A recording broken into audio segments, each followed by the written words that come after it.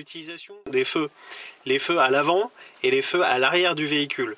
Les feux sont un organe de sécurité très important et donc leur utilisation peut être source de sécurité ou au contraire engager votre sécurité et celle des autres usagers.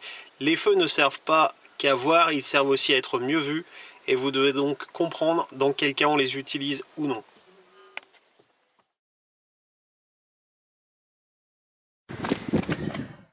Les feux que vous voyez ici, à l'emplacement des feux de brouillard avant, s'appellent les feux de jour ou les feux diurnes, par opposition à nocturnes. Ces feux s'allument dès l'instant où vous mettez en route la voiture. Donc, ne cherchez pas à les allumer. Simplement, si vous devez vérifier leur état, leur propreté, leur bon fonctionnement, allumez le véhicule ou laissez-le allumer. Frein en position parking, frein à main serrée et allez les vérifier. À quoi servent-ils puisqu'il fait jour? Simplement, ils servent à augmenter notre visibilité, être mieux vu par les autres.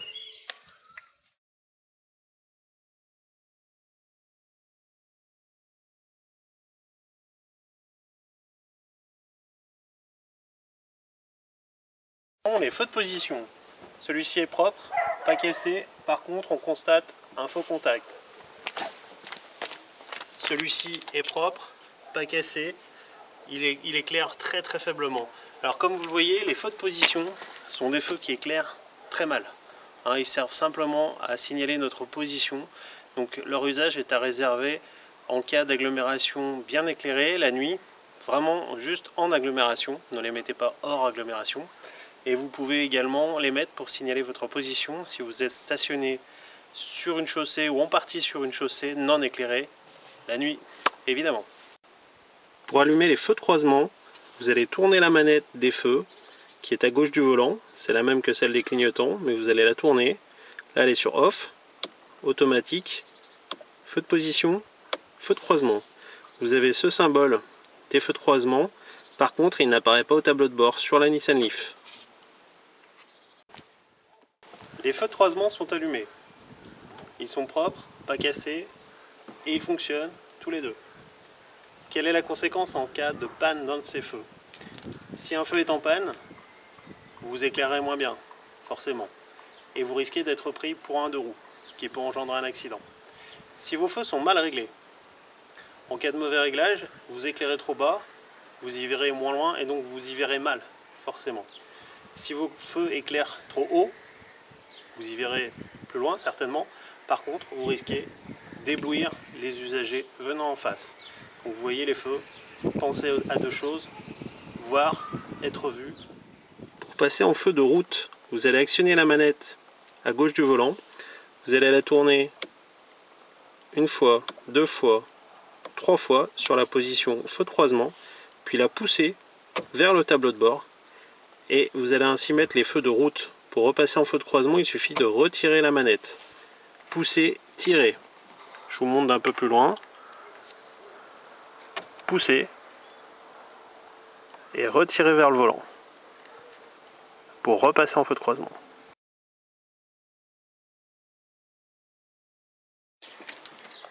Voici allumés les feux de route. Les deux sont propres, en bon état. Et la vitre n'est pas cassée, il fonctionne parfaitement. Alors les feux de route, vos parents appellent ça peut-être les pleins phares, parce que toutes les ampoules sont allumées. Donc c'est ceux qui éclairent le plus. Évidemment, on les met quand la route n'est pas éclairée et qu'on n'a personne en face pour ne pas éblouir, bien sûr.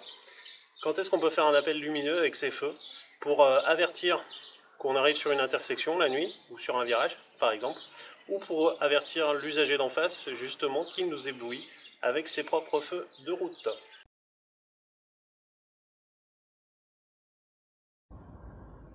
Actionnez le clignotant gauche.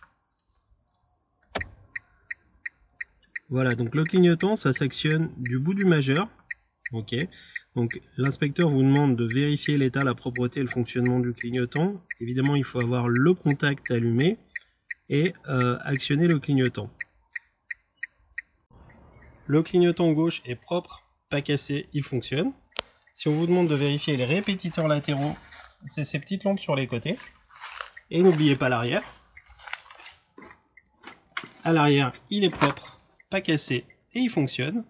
Évidemment, le clignotant gauche, vous le mettez quand vous sortez d'un stationnement ou pour indiquer que vous allez tourner à gauche.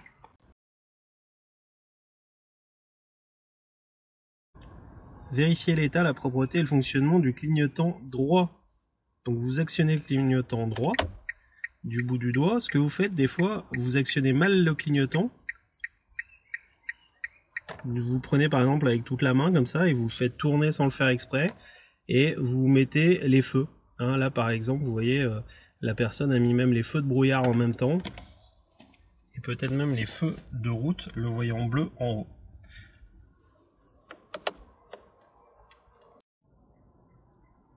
Vous vérifiez l'état, la propreté et le fonctionnement du clignotant droit.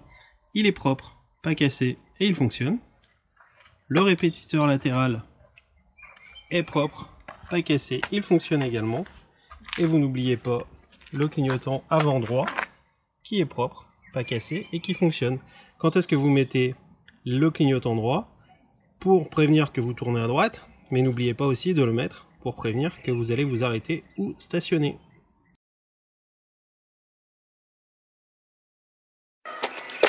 Vous avez les clignotants qui fonctionnent à l'avant et à l'arrière du véhicule, ici et ici. Ils fonctionnent en même temps, ce sont les feux de détresse.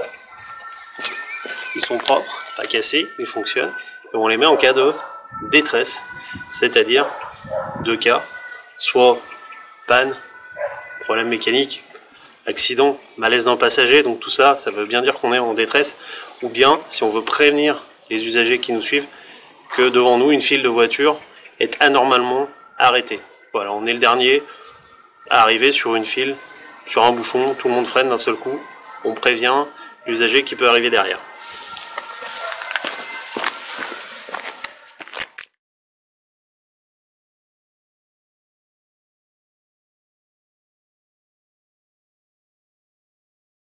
Vous avez ici les feux de position qui sont éclairés, alors on les voit peut-être pas très bien. Je vais essayer de mettre ma main un peu devant pour faire de l'ombre. Ce sont des feux rouges, des petites LED rouges qui sont allumées. Ils sont propres, pas cassés, ils fonctionnent. Les feux de position, quand vous les allumez, vous allez allumer de concert le dispositif d'éclairage de la plaque d'immatriculation arrière, ok, qui est obligatoire, et en cas de mauvais fonctionnement, la voiture ne passera pas au contrôle technique. Alors les feux de position seuls, vous les mettez qu'en agglomération bien éclairée. Hein. Bien éclairée, ça veut dire que vous avez au moins 3 lampadaires qui se suivent. Ne les mettez pas hors agglomération.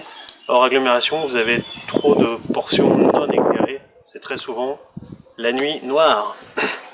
Ces feux de position, vous les mettez aussi si vous stationnez en tout ou partie sur une chaussée non éclairée, la nuit évidemment.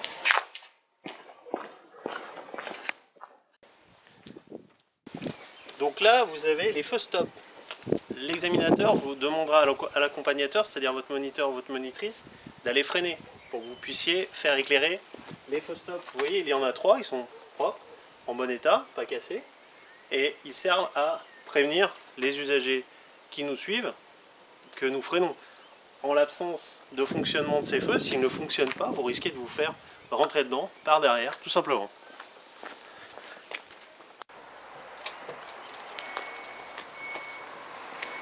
Vous avez ici les feux de marche arrière. Vous ne pouvez pas les vérifier seul. Vous êtes obligé d'avoir quelqu'un, un accompagnateur, qui enclenche la marche arrière sur cette voiture, puisque c'est une voiture qui a un système de passage de vitesse particulier. Okay, ces feux de marche arrière, vous pouvez constater qu'ils sont propres, qu'ils fonctionnent et qu'ils ne sont pas cassés. Ils sont de couleur blanche et ils servent à prévenir les usagers que l'on recule. Ils servent également la nuit à éclairer la zone où vous reculez.